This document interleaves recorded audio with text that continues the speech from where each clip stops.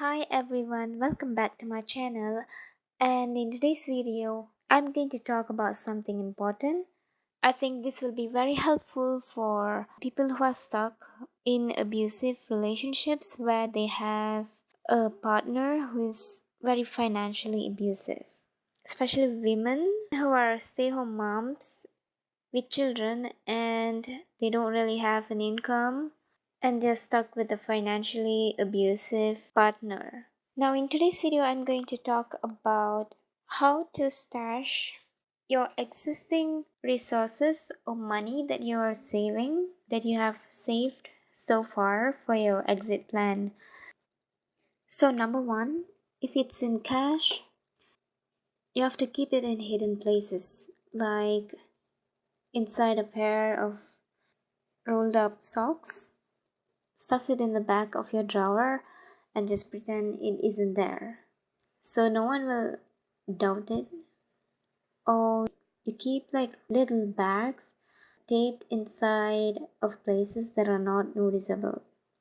And also keep moving them every now and then to new parts. You can also tape it up inside the top of chest of drawers. I'm putting up a picture and I hope that you can see it. So you take out the drawer and you tape it up like that. This is the inside-most part. So no one will ever find out because I think this is the best hiding part. You can also hide your cash in a stuffed animal or maybe inside a toy, but you can take out the head and put things inside. And then you can hide it in the freezer.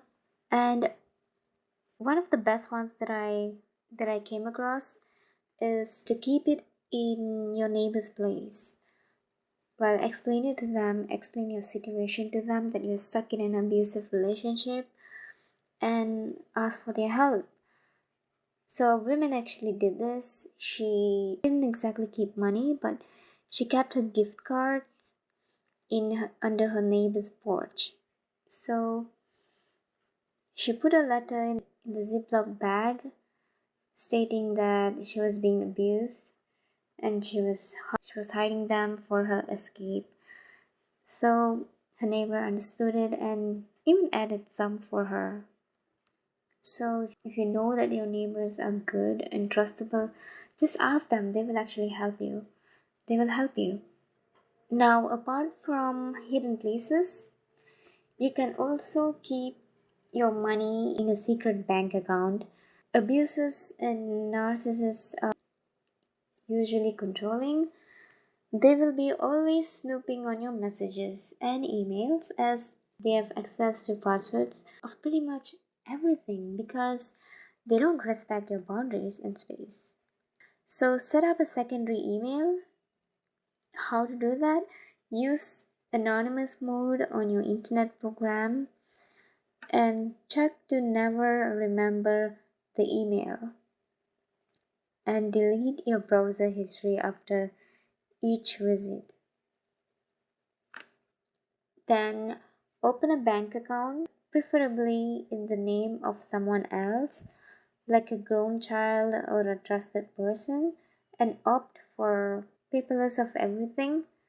So here you have to be careful because even after doing that, someone shared that she still received a mail in her home PO box. So it is best to give the address of someone else, like a trusted friend or relative, or open a secret PO box for mailing purposes. So instead of risking getting caught, I think it's better to be safe. And you can keep the debit card and use it on ATMs when you finally make your move out. And then number 3, you can also keep your money in a reloadable card. Take note that this is not the same as gift cards or bank debit cards. These are actually prepaid cards where you can reload them with the money that you have. It is not related to a bank, so you don't need a bank account to get this card. Every time you manage to get some money, like for instance buy cashback or something, you can just stash it in the card, and it is more convenient to hide a card instead of cash, because cash can be bulky. A card is really small, and it's just one piece. You can hide it better. And just so you know, reloadable card is not as safe as a debit card, especially when the card is stolen or somehow you have been wrongly charged.